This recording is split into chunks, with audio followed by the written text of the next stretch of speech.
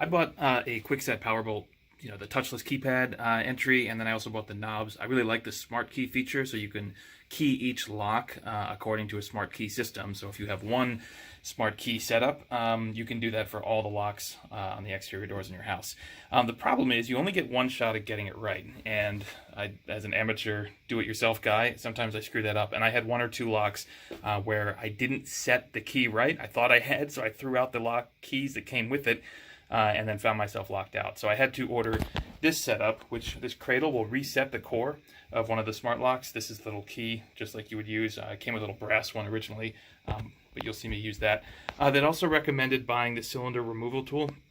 I didn't need that for the kinds of knobs I had. I have lever knobs or lever knobs, not actual round knobs. The videos I've seen of this being used were for the round door knobs. So it's only about $2 or so. It's probably worth getting just in case. But let's get into the video. I'll show you how to use this stuff, how simple it is, and we'll go from there. To get to the cylinders, I first had to take the cover off the batteries, and then there are 3 screws that you'll see, a little dark there, but there's 2 just below the batteries and 1 below the latch. And then here is just the electric disconnection, which you can pretty much pull apart on your own. Then you remove the interior mounting bracket, which actually connects to the lock core and cylinder in there. So we'll get to that. Okay, so these things just come out pretty easily. I want to get them out of the way. That's the keypad. Just the back end of that. There's this brass adapter ring. And if you look closely at the cylinder, you'll see a little, like a C-clamp or a spring in there. You can pop that up pretty easily. And take that out, and the cylinder should fall right out. So. Okay, you can see I've got that clamp pulled out, and then the cylinder falls straight through. Put this over here so I don't lose anything. Now we'll get to the actual Kwikset cylinder reset. This is the actual tool. I was really surprised how easy it was to use. It's got instructions printed on the side of it. But at the bottom is the starting point, if you can see where the arrow is lined up, and then you'll see the arrow indicating I'm going to turn it. So the cylinder fits right in there. There's 3 bulges on the cylinder which line up. There's really only one way to put it in, like so. You want to make sure it's all the way down, and then give it a turn. And there you have it. When I did this on a different cylinder I had, it took some jiggling to figure out. It felt like it wasn't going to turn, but then eventually it did. So just kind of be patient with it. The instructions say if it's an older lock or it might be dirty, to run some oil on the key through the cylinder to make sure that it's easy enough to turn. So once you've done that, you just follow the instructions on how to rekey it, which we'll do here. If you put your locks in originally, you got this to code your smart key. With the cradle, the reset cradle, they give you another one, which I'll just hold on to. Use it a little bit better. You need to push it into the reset hole here, and just kind of a click, you'll feel that. Oops, remove it, leaving the cylinder in the cradle. Then take the key you want to use, insert it, and you can pull the whole, keep it plugged in there, pull the whole cylinder out.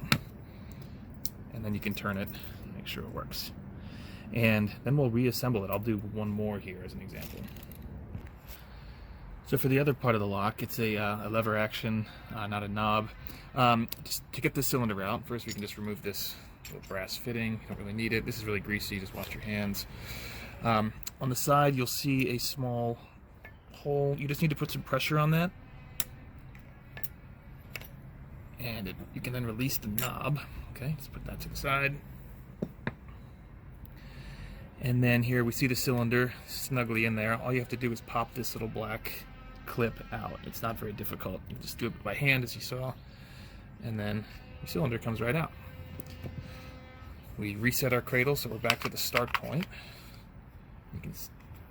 And we pop this guy in there. Oh, I forgot. This one, it has a little adapter on the bottom. You need to see that little piece on there. Okay, I just used a flat edge on there, and worked it until I was able to get it to come out. So that's all it is. It only goes in one way, so it's not like you have to remember how to do that. Once you put now you can put it back in the cradle. Okay, and then let's give it a turn. Okay, like I said, this was difficult before on my last one for some reason. Okay, I got it.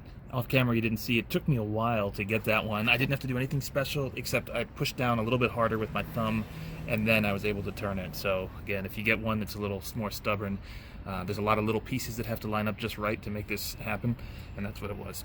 So again, I will click this. Okay, oops, leaving it in.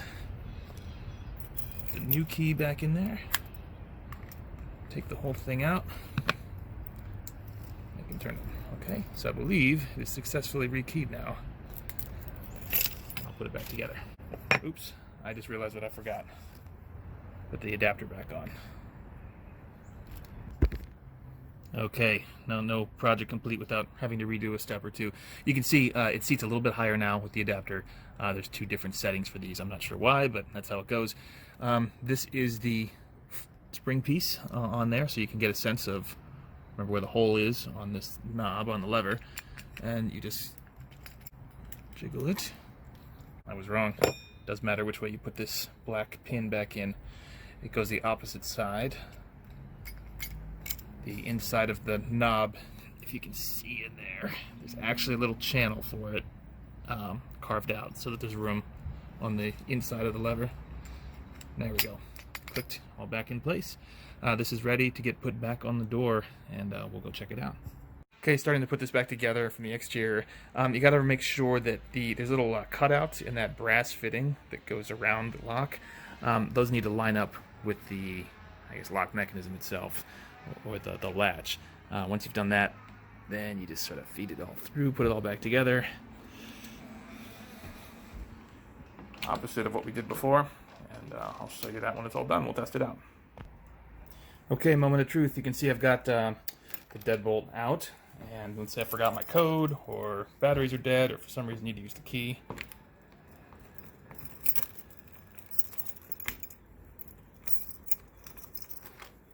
Ta-da. All right. Check the bottom one. If I go ahead and push in the interior latch. Okay, this is the one that cost me a locksmith bill a little week ago or so. All right.